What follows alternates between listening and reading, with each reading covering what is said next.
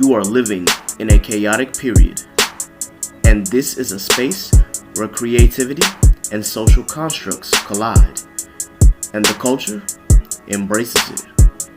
I welcome you all to the Chaos Zone. This is Chaotic Culture with Ked the Pro.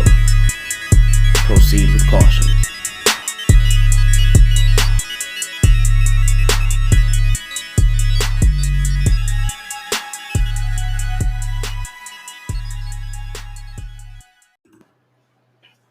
Good morning.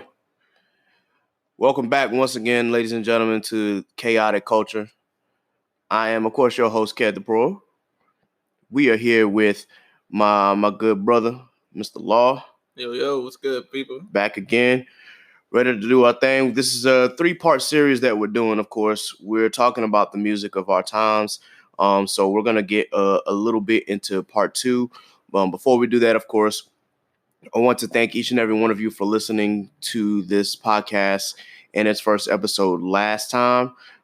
We dropped it 2 weeks ago, and I got a lot of positive feedback. So I appreciate each and every one of you for taking the time out to listen. And hopefully you will listen again this week, as well as like, share, and subscribe. Especially share with your other friends. So hopefully that they'll be able to hear our voices as well and see exactly just where we're coming from in regards to this podcast. Got to throw a disclaimer out again. Of course, if you didn't listen to it last couple of weeks, just wanted to let you know again, there will be some cussing here. Yeah, I am going to try and not to use like some big words like the F-bomb a couple times. It may slip out. I do apologize about that in advance, but I mean, we are human. It's going to happen. Naturally, we're going to try to keep the discussion as civil as possible. You know, as we will make sure that we point out some things that, you know, will hit your soul, but then some things you might question and whatnot, but it's all about different perspectives. Mm-hmm. So, with that being said, first and foremost, I gotta ask, of course, Law, how's your week been, man? Week's been kind of chaotic. Every pun intended. No, to be honest, it wasn't a bad week.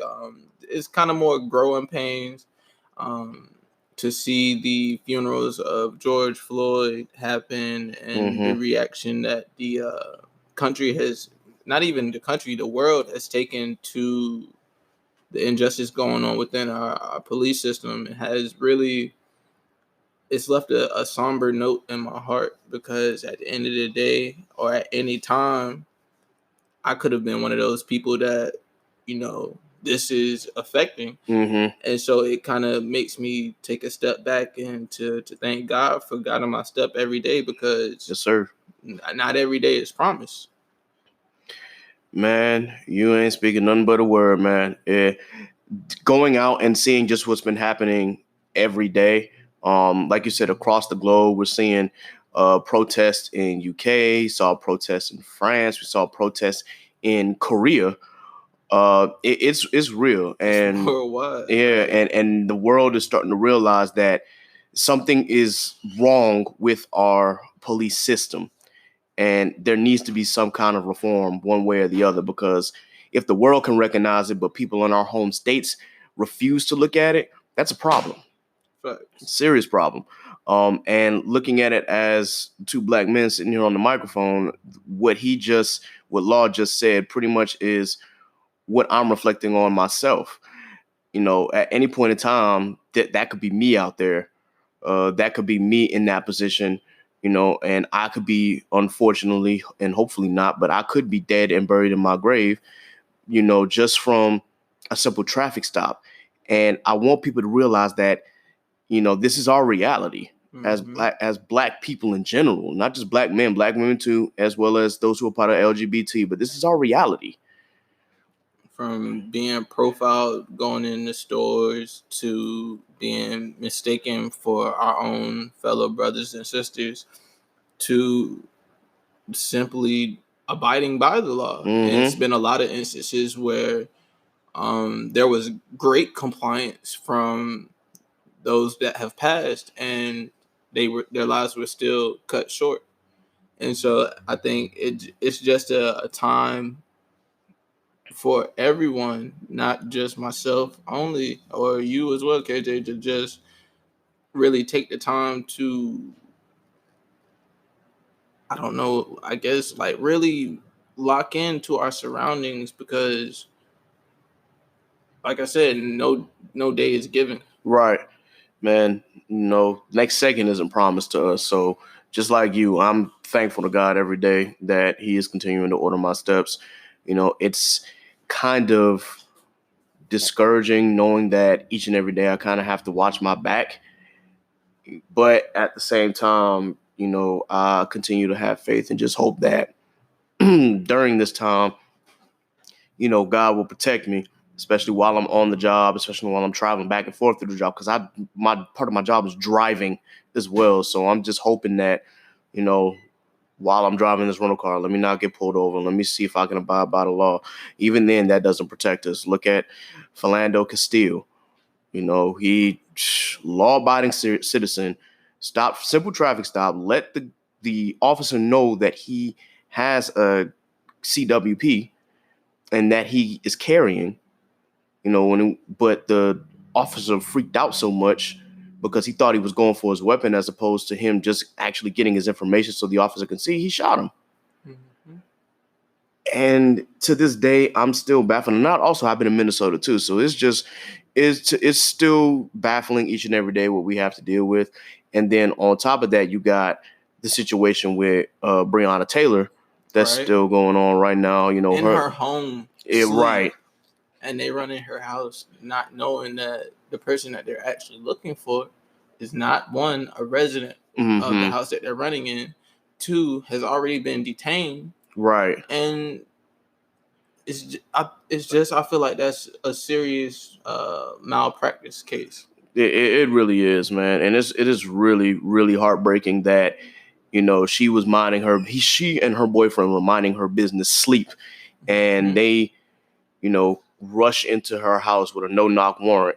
And the boyfriend thinks that it's a burglar. So, of course, he's going to, shoot a shot thinking that we're in trouble, we're about to get robbed. Mm-hmm. And then her life is taken just like that. And it's also a shame of how, not that they covered it up, but just how they sent her mom on a runaround telling her that, oh, she's already at the hospital and whatnot, when she's still clearly at her house dead. And it is really, really frustrating and really heartbreaking. So, of course, to the family of Breonna Taylor, as well as the family of George Floyd, just know, of course, we feel your pain and we stand with you. And for those of you out there who are listening, just know that Black Lives Matter, and we are going to thrive and overcome this situation regardless. And to my Black men and Black women out there who are fearing for their lives right now because you don't know whether you can trust the police or not, just know that you have a community who stands behind you 100%. And we're going to make this right one way or the other. Our ancestors did it. Our grandparents and parents were doing it. So it's on us now. So it's up to us to try and make a difference in this nation for the better. Before we move on, I got 2 points to make. What's up? Never live your life in fear for the fact that you may miss out on a blessing. Continue to be go-getters in whatever aspect that phrase or term may mean to you, but never live in fear. Secondly, think about this. If weapons, guns, just things that could possibly harm somebody, that's what I mean by weapons, were never invented, and we still had a system where we have people who police to protect the community, how do you think that the governing of our people, and when I say our people, I mean Black people, white people, governing of people would differ if there were no guns? It's a fairly interesting point, and definitely something to think about. This country was, especially those who are on the right of the aisle. They love their 2A rights. But when you think about if we literally took a gun out of everybody's hands, not saying that we should abolish the Second Amendment, because I know some people are going to be like, no, want to keep your weapon, and that's fine. I got friends, I got family who are, have their concealed weapons permit and they carry. There's nothing wrong with that. There's nothing wrong with, having a weapon by your side. But just think of just strictly from the perspective of we move without weapons. Right. How do you detain someone without the use of a firearm, pepper spray, mace, handcuffs?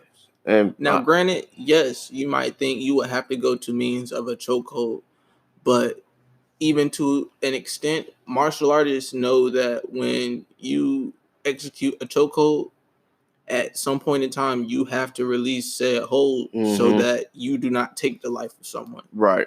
And anyone who is trained in mixed martial arts, judo, any of those type things are trained so that they are not taking lives within matches or sparring or things of the like. You know what I'm saying? Restraint. So to have police officers who are using these same techniques but going too far when there are thousands and thousands of trained professionals of the mixed martial arts who know the difference between going too far and going until victory. You know what I'm saying? Yeah. Like it's really a thing that really needs to be taken into consideration.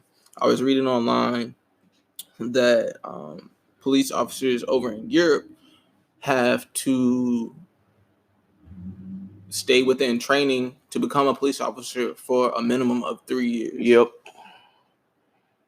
Whereas in here in the States, I think it's 21 weeks or 6 months. 6 months. You know what I'm saying? At the very least. Yeah. Those time frames really make you sit back and wonder, okay, right. Are we just giving people the badge because they need to provide for their families? And the answer to that question is yes. But we need to take into consideration, are all of these people taking these jobs with the intent to serve and protect all communities, all races, all creeds, all origins and nationalities? Very good point. You can definitely tell the difference between how we train our law enforcement and how other countries train theirs. As you said, that difference in time, 6 months of training plus somebody going through 2 to 3 years of training just before they get the actual badge. That speaks volumes. And as you said, it also speaks volumes of how you have thousands of martial artists who know when to pull back and when to restrain themselves. And yet you got people who are behind the badge who, don't know the meaning of the word restraint. Go into a blind fury because I feel like a lot of the times and a lot of instances, and a lot of these instances were from blind rage. You feel a sense of an entitlement and power when you've been given such power. Yeah, it also implicit bias also plays into that, because you can tell it's like the interaction with a cop with someone who's not a person of color. It seems to be extremely different from someone who is a person of color, especially Black people. And that's something that we just have to try and eliminate as well. Like, you just can't have these implicit biases and these stereotypes, for a certain group of people, not knowing what that person was doing in life or who they are as people and whatnot. It's just, there's got to be a way to do that so that way we can eliminate that, because that's what I think is on top of, having, as you said, blind rage, not knowing, being in the heat of the moment, of course, and letting that adrenaline drive your ambition and drive your action. on top of having that implicit bias, that's just not a good combination whatsoever. So understand that if you're listening to this, of course, we're not saying that, the police aren't needed, but we're definitely saying there's got to be some kind of change. Mm-hmm. Some kind of change. And it starts with what everybody has been doing by protesting, bringing awareness to the fact that there is a need for change within how we police our people, because not all people are being treated and catered to in the same manner. Yep. Because I guarantee you that if a 911 call were to go out in a predominantly white neighborhood that is high in stature, they're going to be there within 5 to 10 minutes of that call being placed. Yep. But let it be somewhere that is of the opposite genre, meaning Black, impoverished areas. And don't get me wrong, I'm just stating it for what it is. Black impoverished community where there's been known to be a influx of crime, they're going to take their sweet time. Yep. And I'm saying all of this because it's been proven time and time again. Yep. And not just in law enforcement as well. I just wanted to touch on this a little bit, but also in hospitals as well. It seems like there's some kind of implicit bias towards Black women. It's like you get a 911 call, the white women, if they're pregnant or whatnot, they need to have a baby and they're getting rushed to the hospital and things like that. It seems like they're treated with the utmost care. Whereas with Black women, for whatever reason, they have some of the highest mortality rates in childbirth, just as well as in healthcare in general. You're wondering, it seems like our Black women are getting ignored or they're getting pushed to the side. It's like, whatever, we'll get to you later. Or if they're having some kind of pain, we're not going to worry about it until it's too late.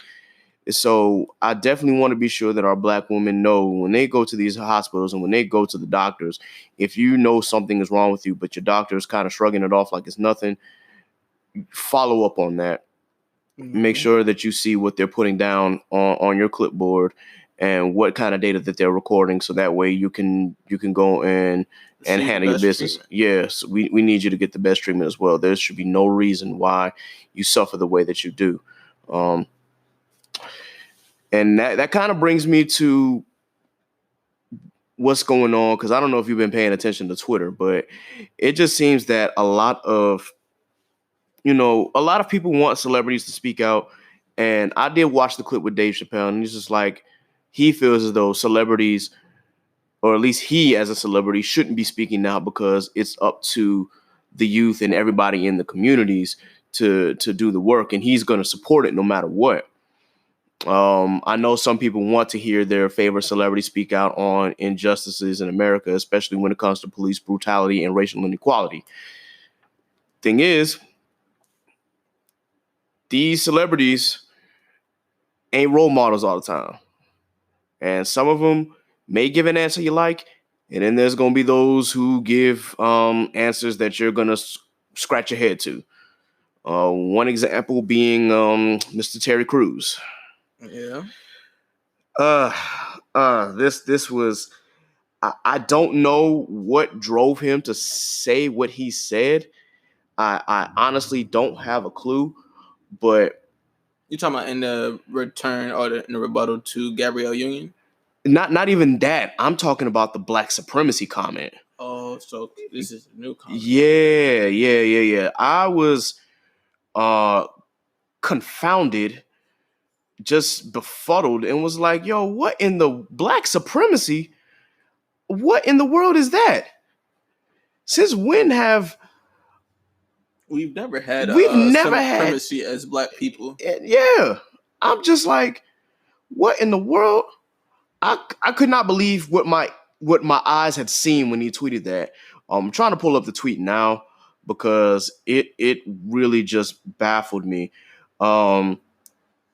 he says, defeating white supremacy without white people creates black supremacy. Equality is the truth. Like it or not, we are all in this together. My guy, what? Yeah, that it doesn't really make any sense. It really doesn't. And I mean, yeah, no, I can't. I want to be on his side, but like, I really don't understand what he was trying to get at by saying what he just said. Yeah. I honestly, I couldn't answer that question for you, man. I was gonna say, just with celebrities in general, it might be a little bit harder for them to speak on what it is that we go through, seeing as how they've made it out. They are the upper echelon, in a sense, right, of the black community. So when it turns around and is now time for, like, granted, I'm not saying that they haven't had their encounters, but in a way they've found a way to overcome. And I don't think that it's a lot easier for them to speak to what it is that is going on, if that makes sense. Yeah, I think in a sense they know that they have a platform and they want to, some of them want to tread lightly because they know if they say something that's gonna, incite the people in a good way, but then maybe the people who are backing their platform are gonna be, disappointed in that, and then perhaps take away, I wouldn't say they're funded, but take away their support and whatnot. They don't want to tread that line. That's what I was just about to say. Cancel culture is real. Mm-hmm. Like, we'll support our people to the fullest, and in the moment that something is said or done that we don't agree with, we cancel them. Right. But at the same time, if they are speaking to things that are going to actually make a difference within our community, or within their platform, why not continue? I don't know if you saw, but LeBron James had a comment made towards him. I think it was him and KD. Right when George Floyd was killed. Yep. And they had made comments on the matter. And the news reporter on one of these shows basically was just like, it's cool that you have your platform and all, but at the end of the day, I'm not going to take an opinion or an earshot from someone who gets paid millions of dollars to dribble a ball. Just shut up and dribble. Oh, yeah. Laura Ingraham.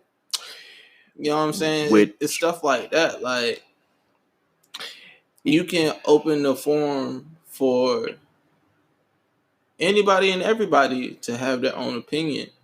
But once someone who is actually affluential within the black community and actually has a voice, opens their mouth and says something, then it turns into, oh, just shut up and dribble. Like, nah. Like, to me, I'm offended. Like, yeah, I am too. But beyond LeBron being offended, I'm offended because at the end of the day, he's speaking for our people. Right. Which, back to that the whole Laura Ingraham situation, because she's proven to be the biggest hypocrite, especially because when Drew Brees, made that comment about kneeling for the national anthem, and his own teammates had to admonish him like, dude, you still don't get it. But then Laura Ingraham wants to come to his defense saying he should be allowed to speak on, what matters to him and whatnot. Excuse the hell out of me. You mean, so you want to, excuse me, I'm trying not to use the F word, but you want to tell me that you want to tell LeBron shut up and dribble, but Drew Brees has the right to say what he wants to say? In that case, it should have been shut up and throw the football. And if you're going to tell one, tell them all. Tell them all. Like, that's how I know. I'm like, okay, well, for one, I didn't take anything that she said at face value anyway. But after that comment, I was like, oh, yeah, you were 10 times more poisonous than I thought you were. No. We that's not the kind of thing that needs to happen within this community, especially considering what's going on in the NFL right now, with them finally dropping an apology, and saying that they were wrong, still not mentioning Cap's name. Right, and he was the one I think that really incited all of this. Yep. Because when you think about what the Pledge of Allegiance says, it's never been true. Mm-hmm. It's never been true. And you know what I'm saying? It's gotten to a point now where, we used to say every day in school coming up. Right. I've forgotten it. Because, I've realized that it has no value for me as a black man in America. And you know what, man? That's your right, because honestly, I haven't forgotten it, but there's a reason why I don't say it, and there's also a reason why I agree with kneeling, because it has nothing to do with the flag, it has nothing to do with the Pledge of Allegiance, it has nothing to do with the national anthem. He was trying to find a way to peacefully protest about police brutality, and those folks who are quote unquote patriots wanted to spin it in their own mind that he was trying to protest the flag and the United States and whatnot, and they admonished him for it, and now he's blackballed out of the NFL.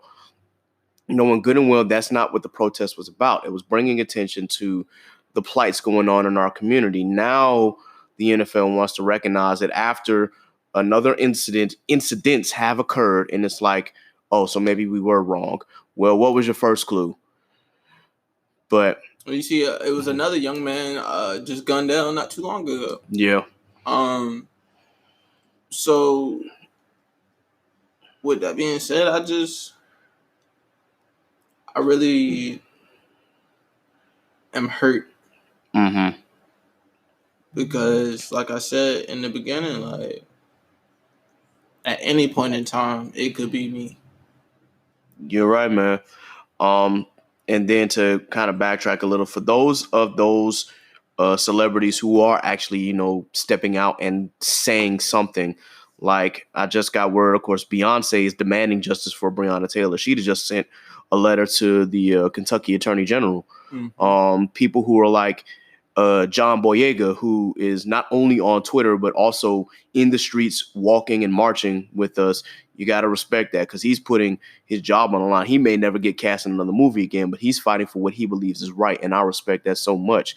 You got hip hop artists who are not going to technically say anything on Twitter, but they're going to prove that they really care by taking action. Like, if I had to give out two examples, J. Cole and Kendrick Lamar. Mm-hmm. Kendrick is never on Twitter, and this is the problem that I had with No Name, because No Name is one of my favorite rap artists, but she literally, I think she was trying to throw shade at Kendrick. It's like, oh, your favorite artist who was talking about racial inequality and black rights, he hasn't said anything. And I'm like, Kendrick's never on Twitter. He's not going to say it. He's A, going to show it in his music, and then B, he's also going to actually take action. He was literally marching in Cali last week. I don't know if it was the same march, but YG brought 50,000 people out in Cali. Yeah. You know what I'm saying? And I don't want anybody to be offended by this, but I really think that we need to start becoming Black-owned everything. Mm-hmm. Black-owned businesses, Black-owned movie producing, Black-owned music producing. When we start putting the money back into our own communities and pockets, that is when this nation will really turn a eye to what it is that's going on. Yeah, especially because we as Black people are the largest consumers in the U.S.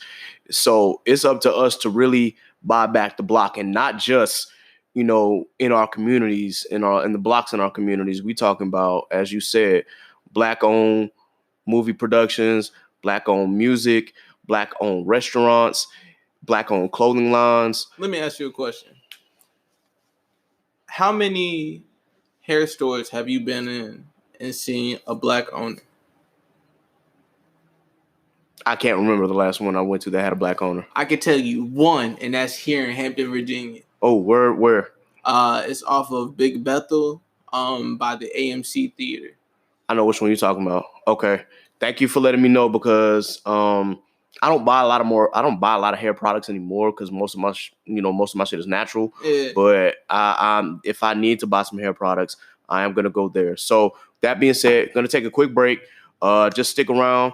We're gonna transition a little bit into the next phase of the music of our time. So just stick around. We'll be right back.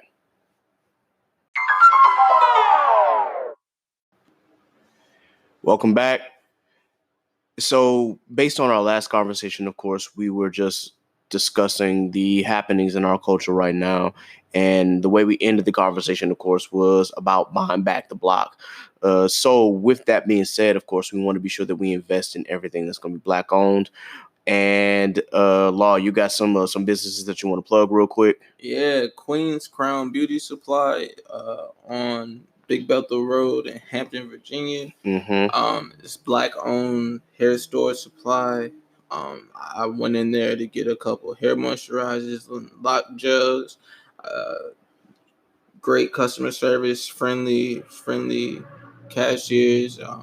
Go in, support them because, like I said, it's about empowering our own. Because time and time again has shown that it's not there for us from outside beings. Right. For those of us who are, Black educated, those of us who are Black educators, if you're doctors, if you're a Black lawyer, if you're in the medical field whatsoever, if you are in the art field, if you're in music, we just want to take the time out to say, thank you and that we appreciate you because, there's not a lot of us out there as it is. And one of the conversations that me and Homeboy was talking about, as well as something that I saw on Facebook, is that we got to be sure that we continue to infiltrate the system, and as well as, making sure that we get more Black lawyers out there, get more Black judges, and take advantage of, anything that's given to us as far as opportunity. Mm-hmm. So if you're out there and you got a Black business, please hit me up and let me know so that way we can go ahead and support you because we definitely want to put you on for this platform. We're all about making sure that we uplift our community and we have to take it one step at a time. So if you're listening out there, you got a Black owned business, hit me up. You know how to reach me. Just DM me a message at K3D the Pro on Instagram, or if you know me on Facebook, just DM me a message, Kedrick A. James. You know where to find me, as well as if you know me on Twitter, you know how to get in touch with me there. And if you don't have a Black owned business, but you know of some and you want me to shout them out, please just, DM me as well. Let me know so that I can go ahead and make sure that it is heard on this platform as well. So with that being said, we wanted to get a little more into our the music of our times and like kind of where the state of hip hop is now. So if you were here with us on the last episode, we pretty much talked about like music that we grew up on, stuff that got us in a certain mood, especially during that time frame with everything going on in the wake of the murder of George Floyd. So more along this week, I definitely wanted to point out, how hip hop transitioned from when I was in middle school, coming up in high school and college to where it is now.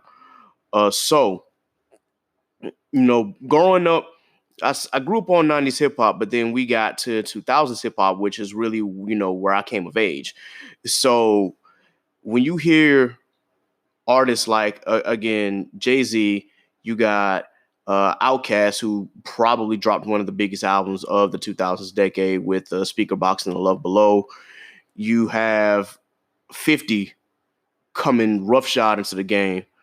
And then you got artists like The Game. You got Ludacris, who's still, who's being introduced for the first time. You got the introduction of Young Jeezy, T.I., who actually started like recording music in the late 90s, but didn't blow up until the 2000s. You have Mariah Carey, right, who actually made a comeback. Alicia Keys. Yep. R.I.P. Aaliyah. Yes. Michael Jackson. Yep, who dropped an album to Invincible was like the last album that he had input on, which is still a great album. Snoop Dogg. Of course. Neo. Mm-hmm. And I mean, the list goes on and on. It really does. The Neptunes, granted, I mean, no, I'll put the Neptunes in Neptunes, there. yeah, they started coming out in the 90s, but then that sound that they had really like took off in the mid 2000s. Missy Elliott, Mm-hmm. Usher. Like I said, like it's so many black artists that actually were influential that came out during that era that really made, I guess, music what it is today. Pretty much. When you look at other artists like Ja Rule, Juvenile, who really started late 90s and then took a break for a while and then came back. You got the whole G Unit crew with The Game, Lloyd Banks, Young Buck. I'm not gonna mention what's that other dude name? Tony Yayo. I mean, he really didn't. I really didn't listen to him like that. But then you had also other artists who were starting to come in as far as like Atlanta Snap music or during the Snap era with D4L, them Franchise Boys, DTP. Yes, the entire DTP crew. But then you got and then from Snap music to Crank That music, which 2007 had to have been a crazy year because that's when like Soulja Boy had dropped Crank That Soulja Boy, but then there was other Crank That's that were around, like Crank That Spider-Man, Crank That Batman, Crank That Lion King, Crank That Yank.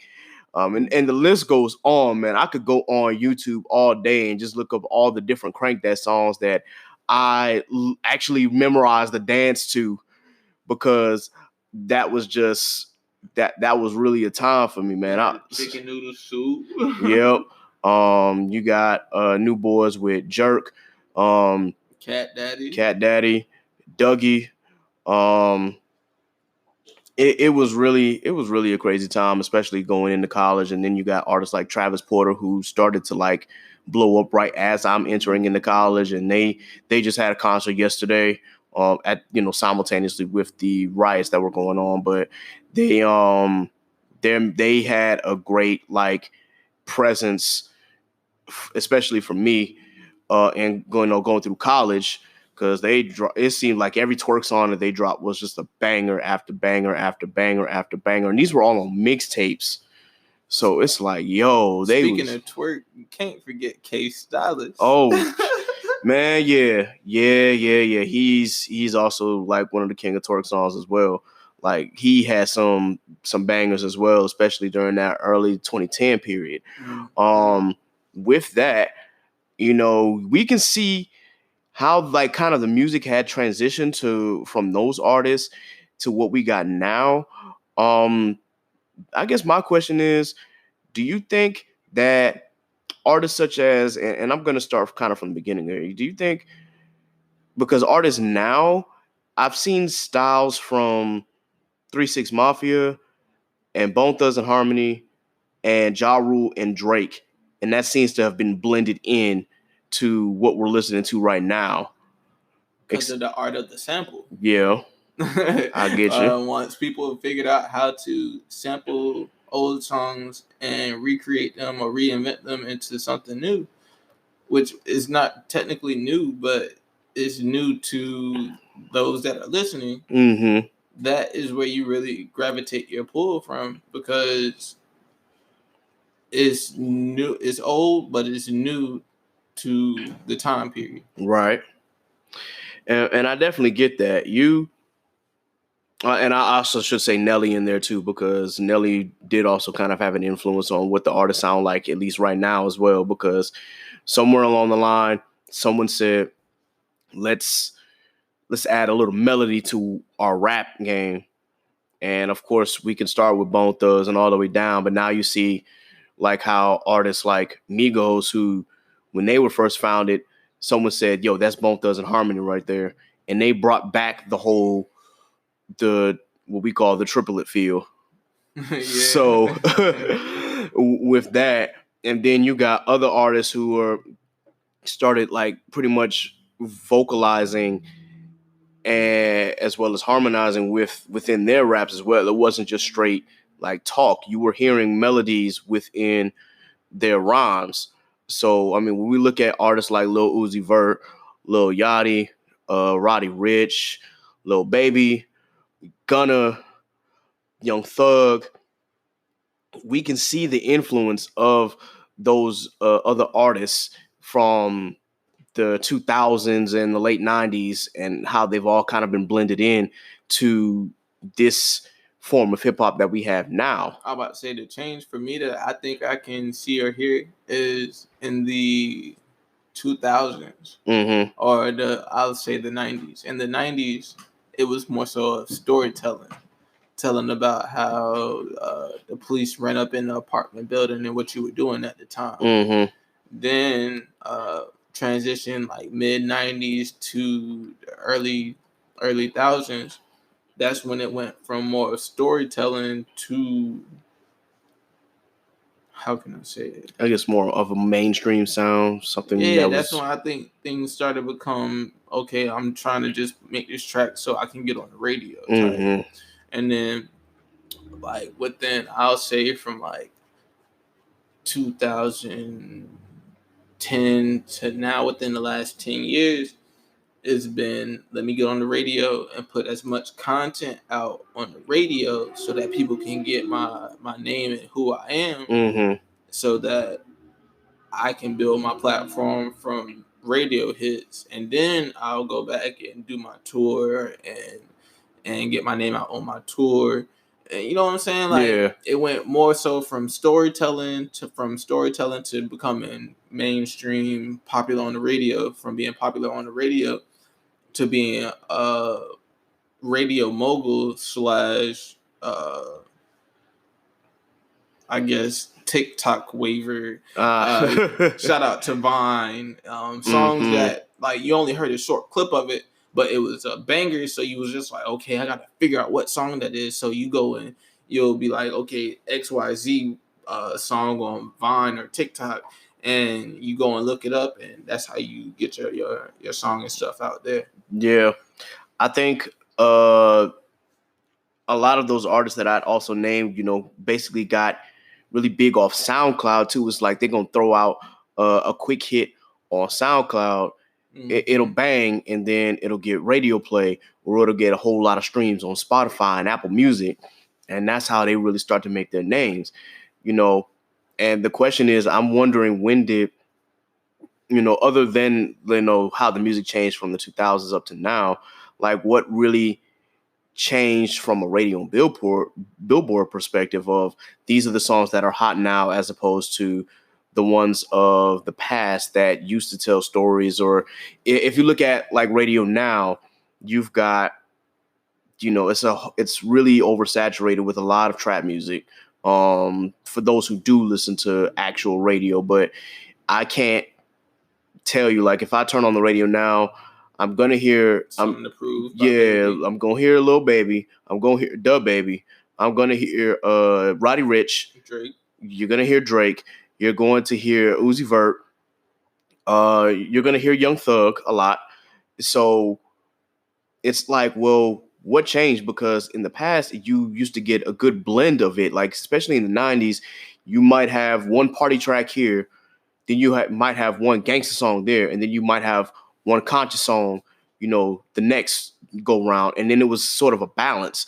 Why is it so imbalanced now? Like, is it because the generations now? Is it because they don't want to hear storytelling? Politics. And that's I think that's what it comes down to. I mean to cut you off, but no. Just you're like right. Thinking about it, like when you have the media portraying all the protests and some riots, and you are seeing majority clips of Black people carrying out some form of action of a riot, that then leads you to connect it to music, because music is universal, which then gives you the stigma, oh well, Black people are violent, Black people are this, Black people are that. But when you really think about it, had it not been for the injustice that we are dealing with, had it not been for the systemic racism, had it not been for the underdevelopment or underfunding of Black communities, we wouldn't have to be in said stigmas or stereotypes. So what you're saying pretty much is that radio is basically playing into these stereotypes to a degree. Yeah. Because if you think about it, if you don't play what's popping, you don't get the ratings. If you don't get the ratings, you don't make the money. If you don't make the money, you can no longer be on radio. That's real. You got to play what's going to go mainstream, what's going to be heard by the masses. And you know what I'm saying? Like, it's more so of, I'm going to play these songs so that I can continue to thrive, as opposed to I'm going to play what I think the people need to hear or want to hear. Right. Unless you're one of those artists that have like transcended that, because we see how like J. Cole and Kendrick didn't fall into that, stereotype. Granted, one grew up in Fayetteville, which obviously isn't, it ain't one of the hoods that you hear about all the time, but Fayetteville also ain't no joke to be around either. Like, you call that Jane Fayette? No. Exactly. And then Kendrick, who, I mean, he grew up in Compton. We already know what time it is in Compton. So when you have those artists that have, I guess they came in during the mixtape era, and they found a way to make songs that were, they were conscious, but they still hit. I'm glad you said that, because it was a period in time where if your mixtape didn't boom, you wasn't gonna boom. You know what I'm saying? Like the era of Spinrilla, and what's the other one? Dat Piff. Like all those mixtape websites where you could go and download a mixtape real quick. Yep. You feel me? And a lot of the mixtapes were content that they dropped later on in their albums. But like I said, like if you weren't, popping within the mixtape eras, then you ain't really make it. And it kind of slowly transitioned from mixtapes to like EPs to like, all right, now I just got to drop an album in order to have content out for people to hear. Right.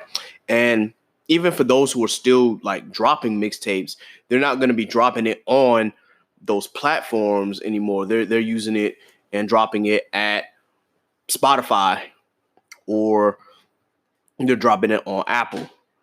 So that being said, we're going to continue this conversation in just a moment. Just give us 1 second.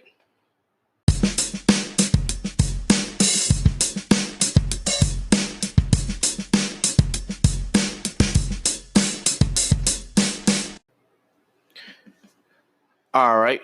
So continuing pretty much where we left off, just talking about how, for me, I was talking about how, how it went from the mixtape era pretty much to the streaming era, where now artists, if they drop like an actual mixtape or EP, it doesn't have to be on, like you said, Spinrilla, Dat Piff, or live mixtapes. They can literally just drop it on Apple and Spotify and still get a profit off of that, depending on how well it streams.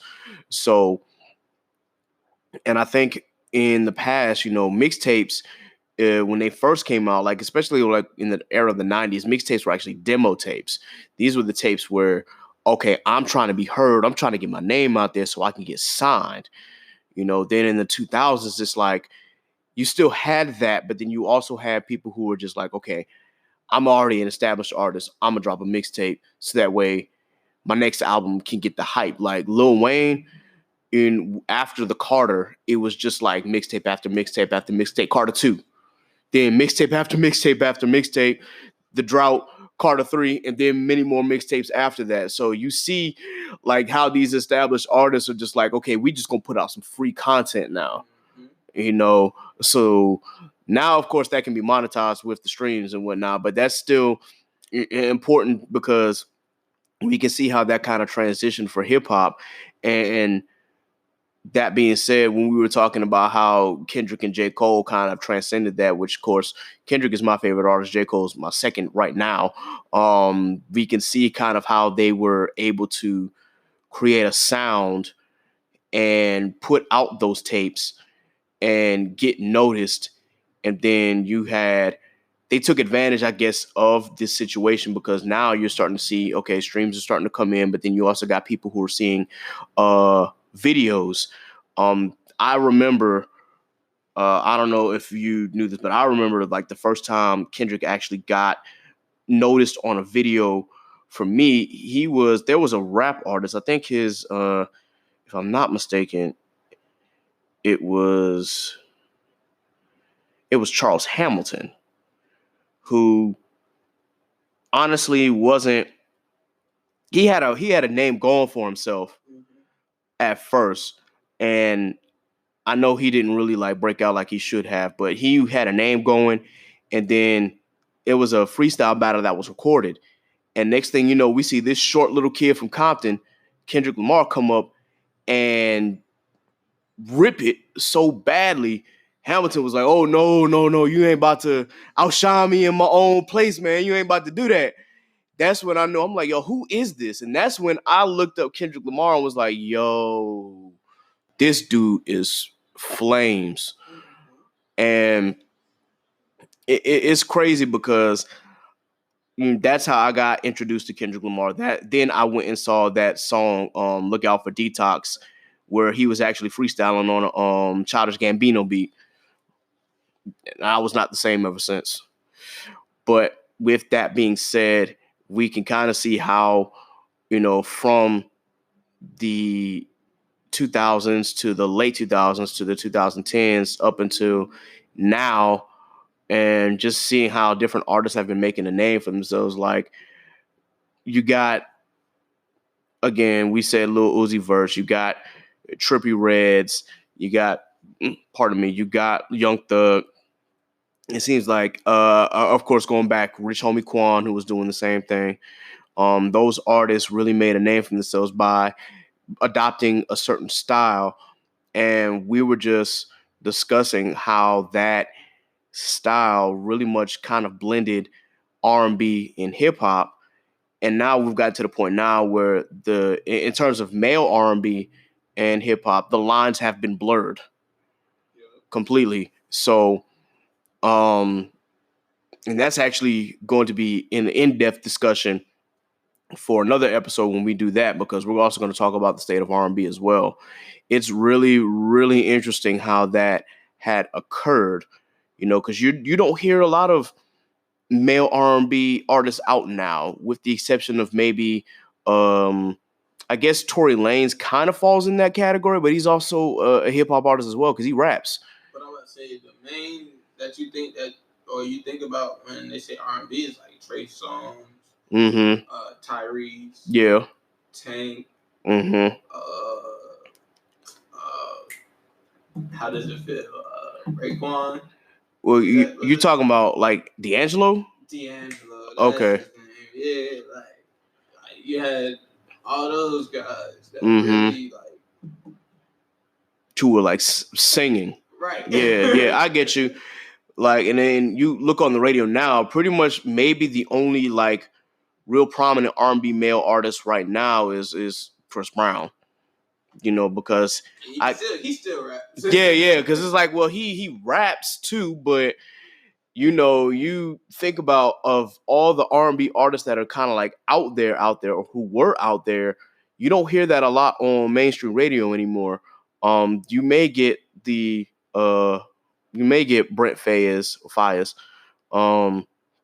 You may get something like Xavier Omar out there, but they're not going to be played on radio. You really have to research them and like listen to their music, and they still bang. It's just one of those things where it's not going to be played on the radio a lot. Because those lines have been blurred, because you got hip hop artists who are singing in their raps now. I remember when Rod Wave. Oh my gosh. I love Rod Wave, man, but whoo boy.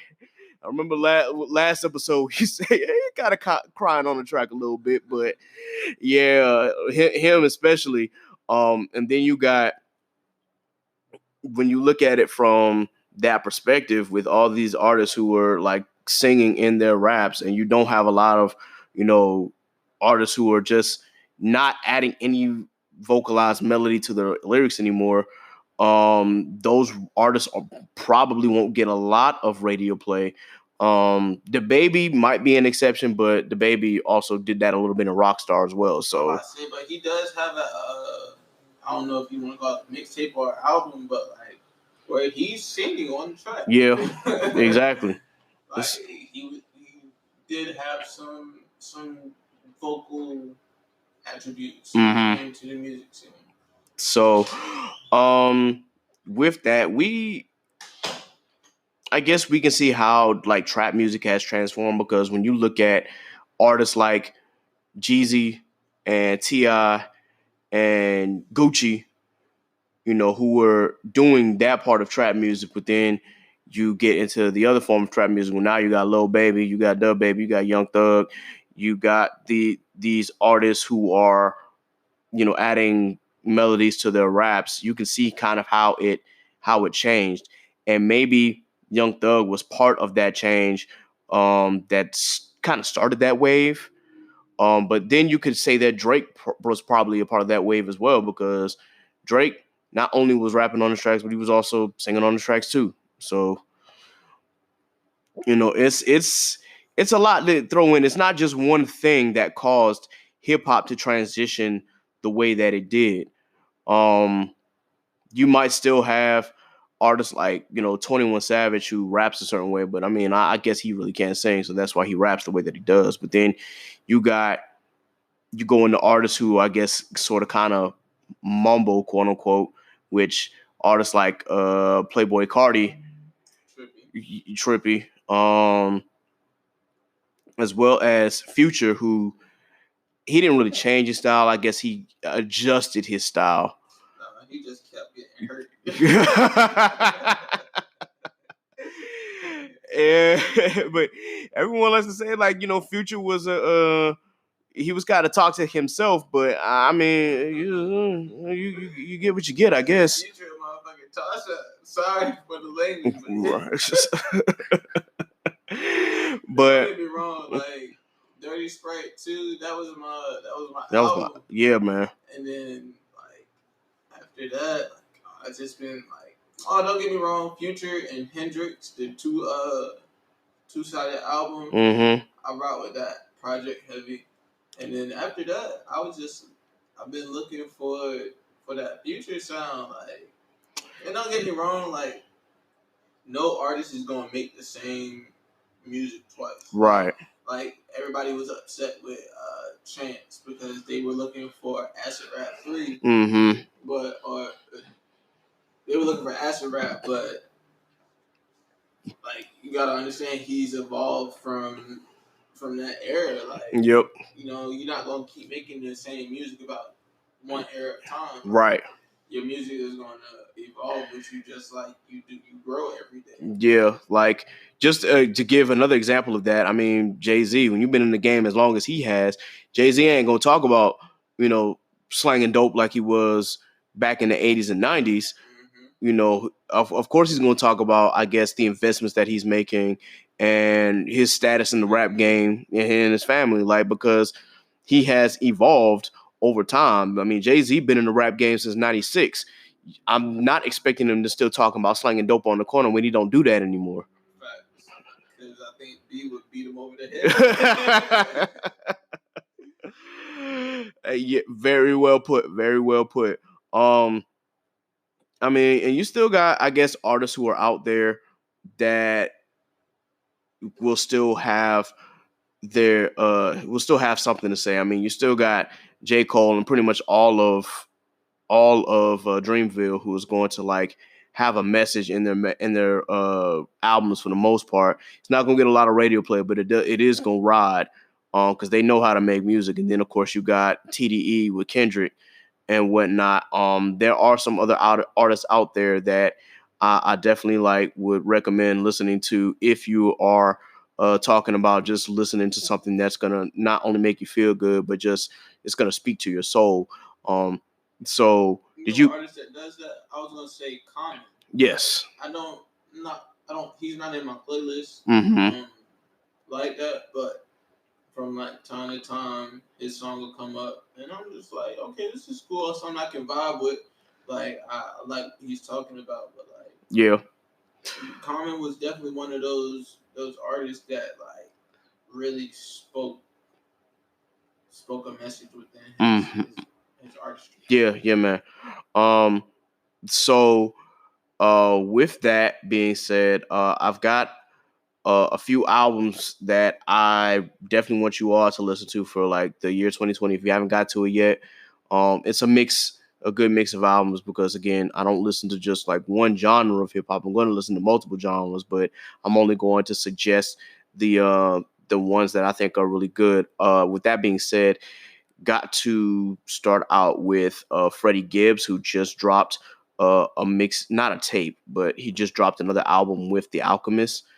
I would definitely listen to this album. It is, if I'm not mistaken, what's the name of this album? Dang. It's Alfredo. Okay. So, yeah, definitely listen to Alfredo if you get the opportunity. I would listen to Polo G's album, GOAT, The GOAT.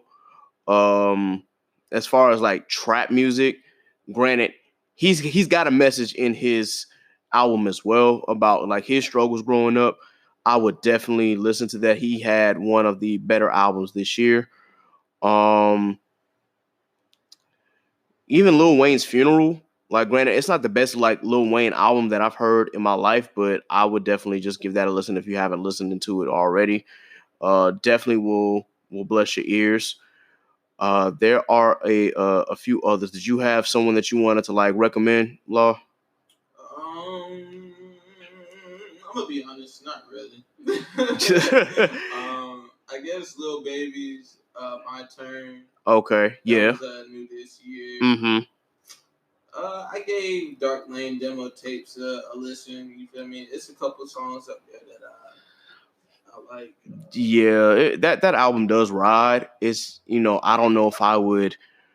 I'm not gonna like play it back and forth. It's not gonna like be on repeat. But I mean, it's I guess you can call those Drake's throwaways. Yeah. Lil Boat 3. You feel me? Lil Yachty. Oh, word. Yeah. I rock with Yachty. Pray for Love, Ride Wave. That was a great album. Yes, it was. Chris Brown and Young Thug did an album. That was a decent. Yeah, and I still haven't finished that. I gotta finish that. And honestly, I didn't think they would be like a good collaboration, but they are. Given for what we got, I was surprised. You know what I'm saying? So like, and I mean, everything else that I'm listening to currently is like within the last 2 years, 3 years. If you listen to Dirk, listen to Just Cause Y'all Waited. Yes. Too. That was a good album. G Herbo's PTSD. That's on my list as well. That was a decent tape. I gotta listen to a lot of music for 2020. Like, I'm about to say, and a lot of it, and like I don't know if I said it in the last episode, but like a lot of this music that has been dropped, I call this generation the microwave generation. Because it's just so much new music being dropped that like you literally just have to like save it and then go back and listen to it so that you can actually be able to formulate an opinion. But with that being said, it's still like even when you go back and try to play catch up, it's still more work. So it's just like you just got to know how to be on top of everything. That being said, I got if you haven't listened to Joyner Lucas's album, PTSD, listen to that. Gunna also dropped an album. I know a lot of y'all have probably listened to it. That's actually one of the albums that's in my queue as well. I haven't listened to it yet, but it is on my list. I'm not the biggest fan of Gunna, but I'm willing to give everybody a listen. Same with Uzi Vert, Eternal Take. Now, I did listen to that album all the way through. The first, like Eternal Take by itself was great. The other part that he had to it, I won't call it the extended version, but I guess the deluxe version where it's Love versus the World 2. That part I kind of was like, all right, yeah, it's kind of hit or miss. But his actual album, Eternal Take, is actually really, really good. Coming from Uzi Vert. I also will say Future's album was kind of hit or miss. It wasn't the best Future album that I've heard. I guess for me, he set the bar way too high with Future and Hendrix, because High of Life was kind of like, it's all right. It's all right. It's okay, for what it was. I also recommend, if you have not listened to D Smoke, the winner of Rhythm and Flow, if you haven't listened to his album, listen to it. Black Habits. That's probably on my list, on my list for one of the hip hop albums of the year. Listen to it. Like, just take a time. That man is talented, and he comes from a talented family as well. Because I mean, his brother does R&B. I mean, his brother is Sir, and he's signed to TDE. So you can kind of tell, like, based off their upbringing in Inglewood, how much of that environment influenced them. But definitely listen to that album if you haven't already. And of course, just also keep in mind, like, again, as he said, there's so much music that is out there that we have to kind of, I'm still playing catch up, and I'm usually ahead of the curve when it comes to like music in 2020. But I think that with everything that's been going on, it's just been kind of hard to keep up. So I'm definitely going to get back into making sure that I'm up to speed on the music that has dropped in 2020 as well. So with that, you've kind of listened to our opinion of the music that you listened to in 2020 and pretty much where the state of hip hop lies now. So with that, we're just going to leave you with a few like words of advice as far as surviving this time period. So I guess this portion will be how to survive the chaos.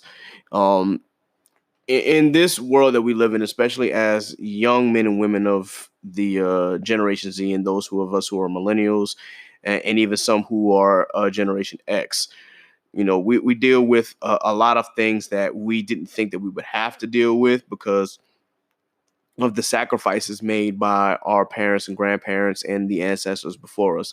But the fight does not stop. And the fight will not end until we make the changes that are going to be satisfactory for us as a people. And I know that sometimes it can be discouraging because we're consistently and continuously fighting each and every day. But that's the only way that change is going to happen. The moment that you turn away from that, and the moment that you ignore what's going on, is the moment when we lose traction, and the moment when we start losing the battle. So stay focused on the plight of our people and stay focused on making those necessary changes. You don't have to go out in the street and protest each and every day. But if you have the opportunity, as we've said, invest in Black business, sign a petition. Granted, I don't know if petitions will do that much work, but hey, it's better than nothing.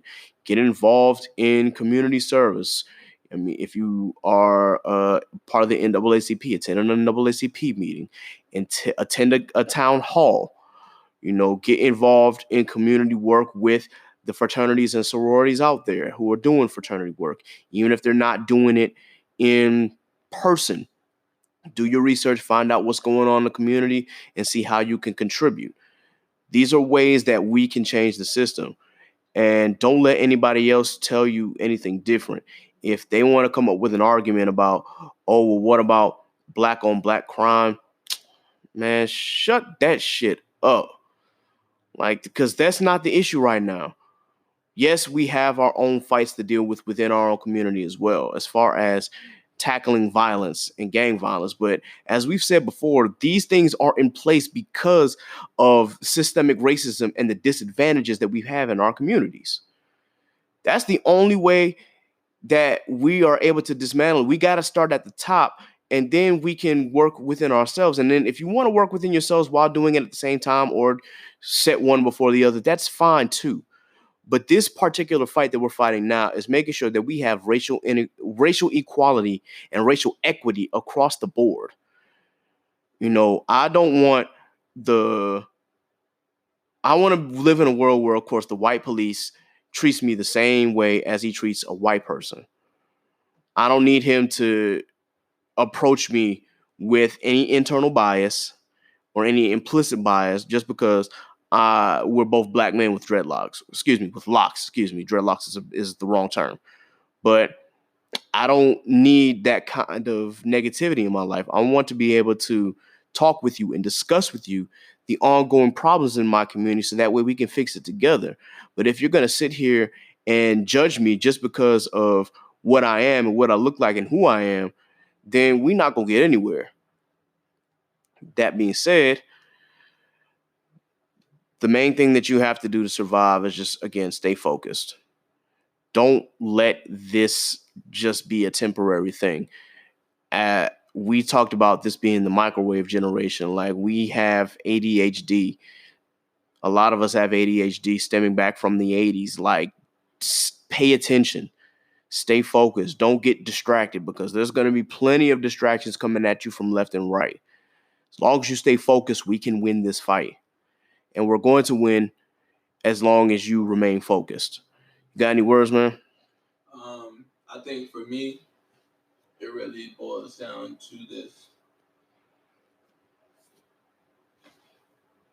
Govern yourself as though at any moment could be your last. I don't want you to take that morbidly, but take it in the actual literal sense that no moment in time is given to anyone. Mm-hmm. And I think that's being proved day in and day out when it comes down to your interactions with police. Comply. Do I think that a lot of things with policing should change? Yes. But at the end of the day, that boils down to who we put in these positions for to lead our police. Mm-hmm. Those who have the same ideals. I would say to the young folks, the millennials, Generation Z. Generation Z, if you feel that you can make a change, the sky is the limit. Get in these positions so that you can be able to give back to those that look like yourself. Um, don't go into every situation with the notion that everything's against you. Because I can tell you in a lot of situations, it's not. It's just that you're dealing with the biases, like KJ said, of the past. When you can reach one, you can reach many. I think a lot of the issues that we deal with nowadays are the fact that we don't try to tackle situations like Jesus did. Um, he believed that he could reach any and everybody with his words, and not only his words, his actions. And I mean, granted, he was a controversial person within the word himself, but at the same time, he still made a difference. He still had people who were out here making differences. Mm-hmm. And when you become a influential person who can get the pull of the people that you need to get, that's when you start noticing the change in how people react to your being. Um, when it comes to like everything, like you get pulled over in a traffic stop, instead of being so eager to react to the reason why you were pulled over, just take the time to listen. When you are actually taking the time to listen and are in tune to what the officer is saying, you are de-escalating the situation by listening. And now, granted, that being said, every situation is different, Mm-hmm. but I believe that when we cast away emotions and we lock into logic, that's when the change will come. So with that, know your rights, of course. Please know your rights, because we want to be sure that you're educated on your rights more than the law enforcement is. But at the same time, what he's saying is it's a shame that we have to comply the way that we are doing. It's a shame that we have to go about that route, but this is more about survival. We're trying to get you out of that situation so that way you don't have to deal with it for a long period of time. If you feel as though there's some injustice there, try to fight it in court. And if you really realize that there's, with that particular traffic stop, if there's some real shady shit going on and for whatever reason you can't fight it in court, take it to the streets to be sure that we get the right people in these positions so that way they can know what it's like to live in our communities. Too many times we're getting handed down judgments from people who are in positions that have never actually lived in our communities and know what we go through. So they pretty much make judgments based off of internal biases, and they make those judgments based off of previous stereotypes. So yeah, it may seem like complying might be the weaker role or the weaker path, but keep it simple and fight it behind the scenes. And if injustice was done to you, as we said, take it to the streets, protest, vote, use your voice, because your voice is not going to be silenced so long as you continue to speak on it. So that in mind, I am going to close this out. For those of you all who are Christians like us, just continue to pray and continue to fight. Confide in the word. Exactly. The Bible has many stories about a lot of the things that we are dealing with now. Jesus was persecuted a lot of times for just preaching the gospel. Mm-hmm.